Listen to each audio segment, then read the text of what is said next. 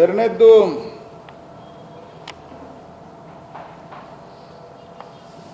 ದ್ವೇಷ ಭಾಷಣ, ದ್ವೇಷ ಅಪರಾಧ. ಈಗಾಗಲೇ ಅನೇಕ ಕಾನೂನುಗಳಿದ್ದಾವೆ ಇದಕ್ಕೆ.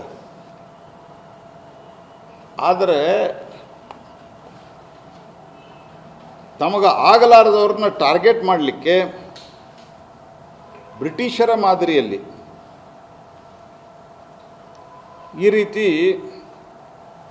ಒಂದು ದಮನಕಾರಿ ಪ್ರವೃತ್ತಿಯನ್ನು ಕಾಂಗ್ರೆಸ್ ಪಾರ್ಟಿ ಮಾಡ್ತದೆ.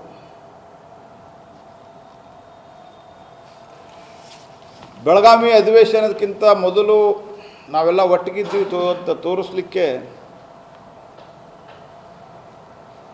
ಸಿದ್ದರಾಮಯ್ಯ ಮತ್ತು ಡಿ ಕೆ ಶಿವಕುಮಾರ್ ಮೀಟಿಂಗ್ ಮಾಡಿದರು. ಮೀಟಿಂಗ್ದಲ್ಲಿ ಏನಾಯ್ತು ಅನ್ನೋದಕ್ಕಿಂತ ನಾಟಿ ಕೋಳಿನ ಚರ್ಚೆ ಜಾಸ್ತಿ ಆಯಿತು. ಈಗ ಬೆಳಗಾಂದಲ್ಲಿ ಅದನ್ನು ನಡೆಸ್ಯಾರ.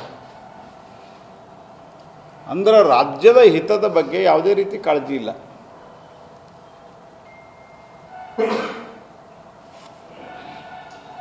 ಎಲ್ಲ ವಿಫಲತೆಗಳಿಗೆ ಕೇಂದ್ರ ಸರ್ಕಾರ ಬಟ್ ಮಾಡೋದು ಅಷ್ಟ, ಅದಕ್ಕಿಂತ ಜಾಸ್ತಿ ಅವ್ರದ್ದೇನು ಜವಾಬ್ದಾರಿ.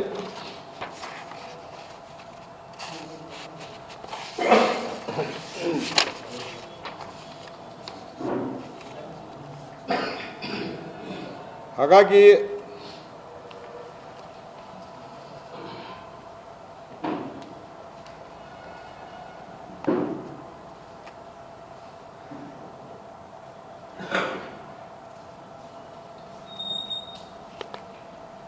ಈ ಒಂದು ರಾಜಕೀಯ ಅಸ್ಥಿರತೆ ಮಧ್ಯೆ ದ್ವೇಷ ರಾಜಕಾರಣ ಮತ್ತು ಕರ್ನಾಟಕದ ಅತ್ಯಂತ ದಯನೀಯವಾದಂಥ ಆರ್ಥಿಕ ಸ್ಥಿತಿ ಅತ್ಯಂತ ಗಂಭೀರವಾಗಿದೆ. ಮತ್ತು ಇವ್ರದ್ದು ಇಂಟಾಲರೆನ್ಸ್ ಇದು ಅಷ್ಟೇ ಅಲ್ಲ, ಮೊದಲೇ ಹೇಳಿದ ವಿಷಯ ಅಷ್ಟೇ ಅಲ್ಲ, ಜನೌಷಧಿ ಕೇಂದ್ರವನ್ನು ಬಂದ್ ಮಾಡಿದರು. ನಾವತ್ತೂ ಹೇಳಿದ್ದೆ, ಜನೌಷಧಿ ಕೇಂದ್ರ ಇಲ್ಲ ನಾವು ಫ್ರೀ ಔಷಧ ಕೊಡ್ತೀವಿ ಅಂತ ಆದರೆ ಫ್ರೀ ಔಷಧ ಕೊಡ್ತಾ ಇಲ್ಲ, ಅದು ಒಂದು ಪಾರ್ಟ್. ನೀವು ಫ್ರೀ ಕೊಟ್ಟರೆ ಜನೌಷಧಿ ಕೇಂದ್ರದಾಗ ಬಂದು ಯಾಕೆ ತಗೋತಾರೆ ಜನ? ಯಾವ ಕಡೆನೂ ಹೋಗೋದಿಲ್ಲ ಅವರು. ಆದರೆ ಹೈಕೋರ್ಟು ಇವರಿಗೆ ಸರಿಯಾದ ಕಪಾಳ ಮೋಕ್ಷವನ್ನು ಮಾಡಿತು. It has slapped. ಭಾಳ ಚೆನ್ನಾಗಿ ಹೈಕೋರ್ಟಿನ ಏನು ಕಲಾಪಗಳು ನಡೀತು ಅದನ್ನು ನೀವು ರೆಕಾರ್ಡೆಡ್ ಕಲಾಪಗಳನ್ನು ನೋಡಿದರೆ ಗೊತ್ತಾಗ್ತದೆ. ಕಪಾಳ ಮೋಕ್ಷ ಅನ್ನೋದು ಅತ್ಯಂತ ಒಂದು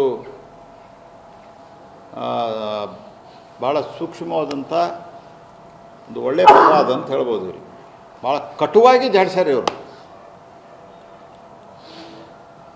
ಈಗ ಗೊತ್ತಿಲ್ಲ ಮತ್ತು ಇವ್ರ ಮೇಲೆ ಏನಂದರೆ ಮೇಲೆ ಸೋನಿಯಾ ಗಾಂಧಿಗೆ ರಾಹುಲ್ ಗಾಂಧಿಗೆ ಹೇಳಿ ಇಂಪೀಚ್ಮೆಂಟ್ ತರ್ತಾರ ಗೊತ್ತಿಲ್ಲ ನನಗೆ. ಅಂದರೆ ಇವ್ರ ವಿರುದ್ಧ ಬಂತಂದರೆ ಇಂಪೀಚ್ಮೆಂಟ್.